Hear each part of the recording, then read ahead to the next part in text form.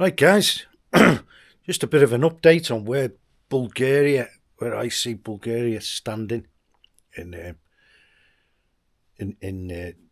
all this toing and froing and positioning and everything to do with Russia and Ukraine and America and all the rest of it. Well, it was like Liberation Day on Monday here, which is quite a big day, where Bulgaria was liberated, and the Russians had a big part in that, fighting on the side alongside the Bulgarians against the Ottomans, which were the Turks. In case people didn't know where the Ottomans came from, it's Turkey. So they've been very quiet all week, and probably better off, really. And they weren't invited to this summit, this knee-jerk summit, and I think it was a bit knee-jerk, and I think it was too soon, actually, after the carry-on in the White House. It was straight after. He almost went from one place to another, Zelensky, and they kind of made it as an anti-Trump thing as well, which wasn't that clever, if you ask me. Who am I?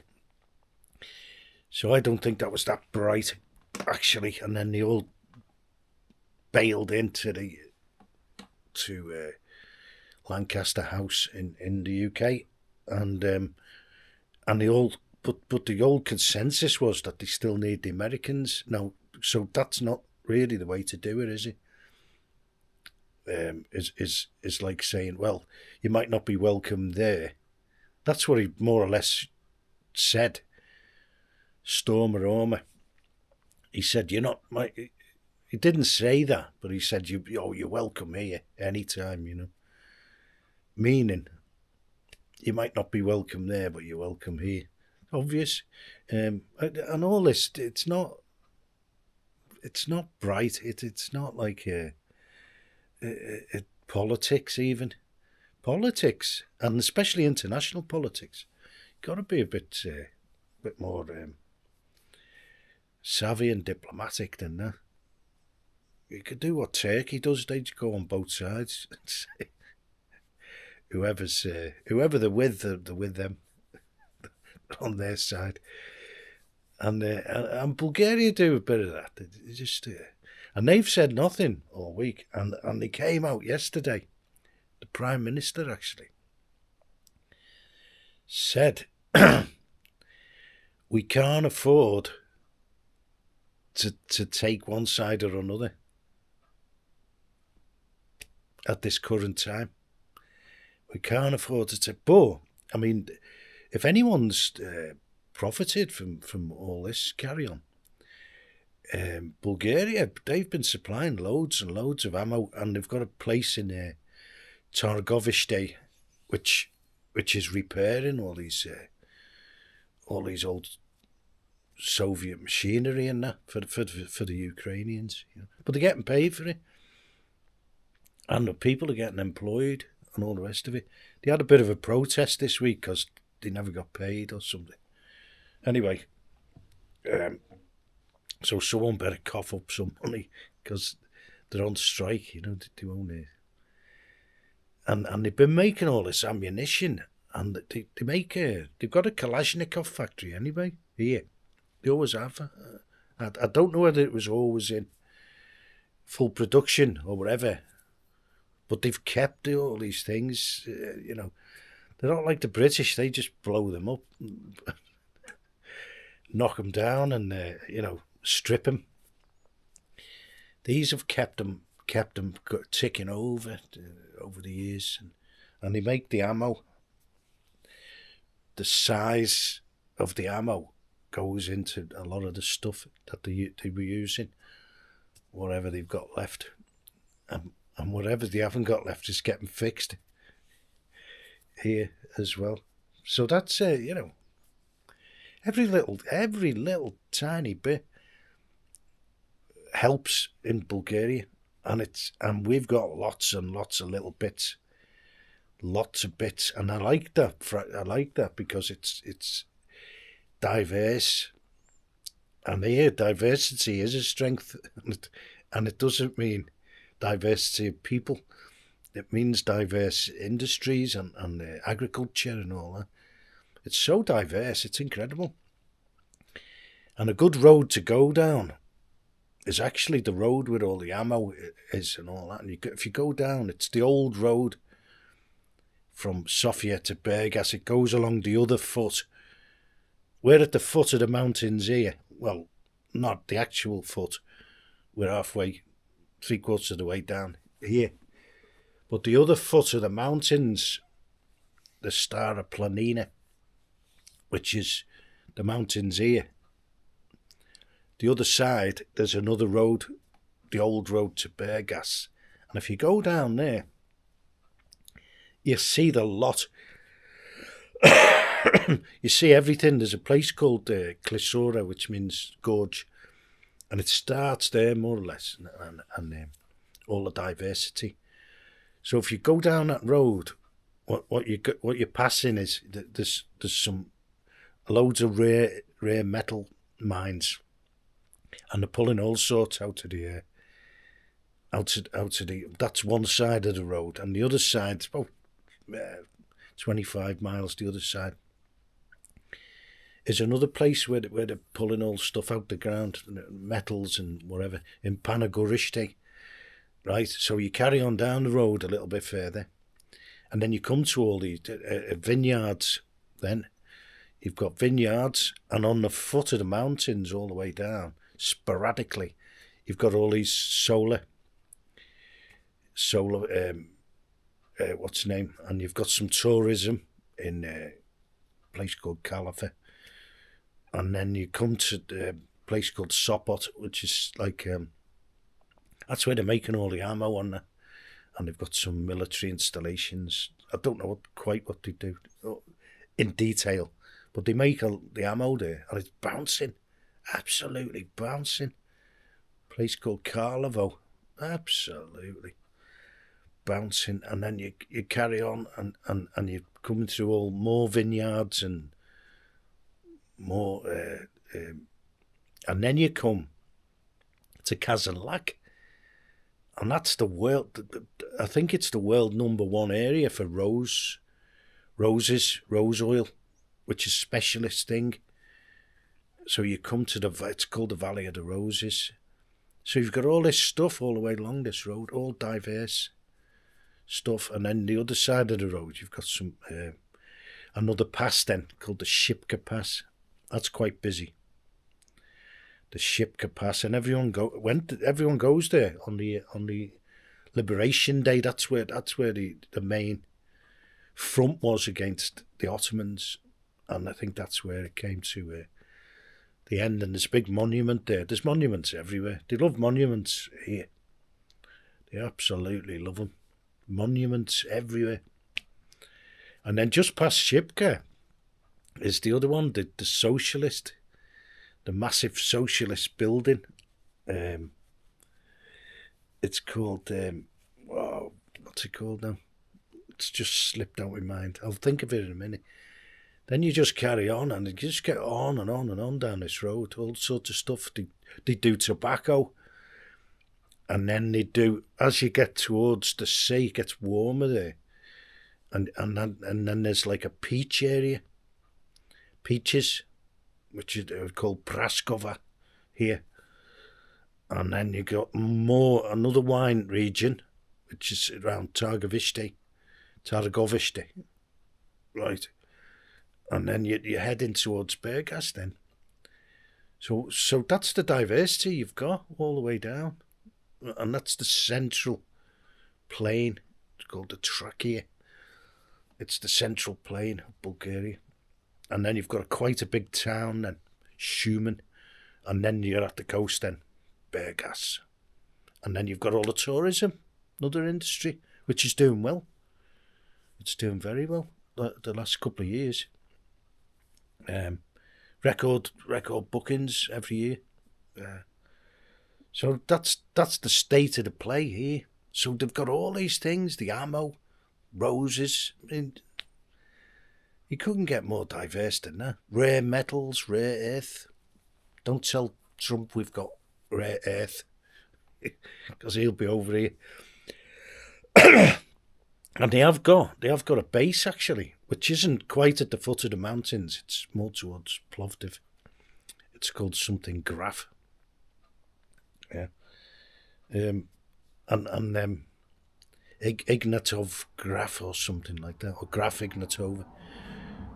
And they're just doing a load of work on that. There's 2 airports there. There's Plovdiv Airport and the military airport on both other sides of the road.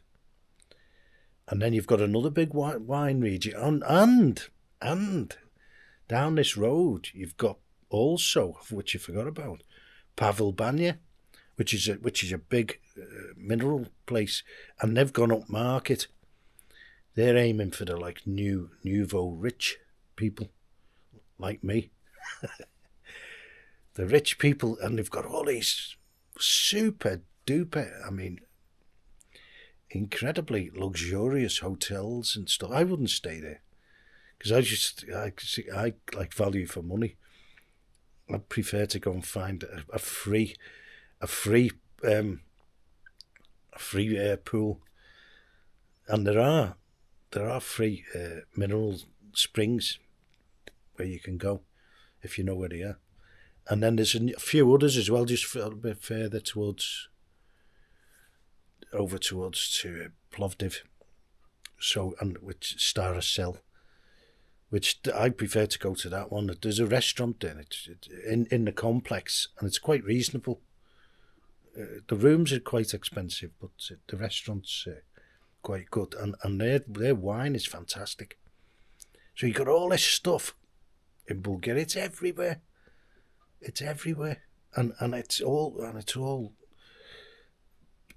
kind of benefiting or coming back to life. It seems incrementally all the time, and the new stuff, I'm getting excited here. The new stuff like the all the solar, and it's not too like bling. It's not too. It doesn't encroach on the countryside that much, and the small installations compared with other, large installations, and so they're not that overbearing, and they're mixed in with other stuff, So they're not too, and plus if there's any disasters around there like floods or the hailstorms, it's going to be local. Hailstorms are always kind of local, which if that happens, they might smash all these things up, which happens all over Europe really, and storms and stuff. We don't have that. We don't have windy storms here, like the UK. We might have hailstorms and heavy snow as well, which I don't know what effect it has on the solar panels, whether it can break them. I'm not sure about that, but they can. Obviously, they could clean them. They're not high rise or anything like that. They're only. I don't know whether they do clean them or not. I don't know, because you got the other problem then of where do you put the snow. Which, if you get a lot of snow on something, if you clean it, you've got another pile of snow. So what, So I don't know what they do with that. That'll be interesting to find out. So you got all this stuff all the way down, and in between all the industries and stuff like that, you've got, here's the sun, 9:15. Because I'm up early now, earlier. I'm up anyway, but I'm not up and about. I do the research, early morning research, in the winter. From the reclined position, which is tucked up in bed. So I can do that while and you don't have to put the fire on or anything. So I'm up early now because it's spring, and I'm in the sorry garden again today. I made good progress yesterday, and I was kind of careful not to overdo it because that was my first day of strenuous exercise for a while. Apart from driving and stuff like that, which keeps you moving a little bit and walking, But this is like labour, the gulag, and it's not too strenuous, but like you got to be careful because you're using parts of your body that you don't normally use, as they said on the Top Gun. My mind's writing checks that my body can't cash. Okay, so I'm gonna get on with it, and I've made a video of the sorry state. It's sorry. It looks terrible the first, and even yesterday during one day, the chives they grew an inch. They were like just popping through the carpet. I've left the carpet there because it forms like a blanket, and there's still frost now. So I was going to put some bulbs in today, but I'll hold off. I'll hold off another week because of the frost. I think that applies to most things, and I'll just hold off a bit until the soil itself warms up a bit, and then we can still get frost now, and we can even get snow. So I've got to be careful of that, because So I'm going to get out there now, and I put a video of the first day, and it just shows how unspectacular things are, and I've cut all the sage back now yesterday as well, and I've begun building the rockery, only a small one. A little bit of a rockery there, and that's doing two things. It's getting rid of the rocks. I've got nowhere to put them, except if I keep bailing them up into the land. But I've only got to move them like a metre if I make a rockery. So I'll do that, and see how we go over the next. And I've got I was hatching some little plans yesterday as well. I'm going to move the kale. I'm going to move the kale and make the chives plantation bigger. And after the chives, I'm going to have a row of more green onions and that, like leeks and stuff like that. Leeks, onions, and garlic. I just use the greens. I just chop the greens off and leave the rest, and they grow again. That's all I do, because you cut the end off anyway of spring onions. Just cut them down by the soil, and they'll grow again. You don't have to pull them out. So that's where I get all the greens. I don't buy spring onions or leeks in the summer. Everything grows there, and I found a load of seeds yesterday from the marigolds, and I'm going to put a few of them around the rockery as well, because they're always good, always successful marigolds, and they're good for certain insects. Well, I think they keep down the aphids and stuff like that. And they look good, and you can eat them. Marigolds, you can eat them. You can eat the flowers. Yeah, they're nice in salads, actually. They brighten up a salad. And dandelion. I put dandelion flowers in salad. And you can actually deep fry dandelion flowers as well. As long as the dogs haven't been, the cats haven't been around them. You might get extra flavour then. Extra minerals and I'm gonna go and start going when I feed the dog. I'm gonna go and start getting some more manure, because it tends to after a year or so, it tends to compress down in the raised beds. Just top it up with a load of shit. Okay, cheers.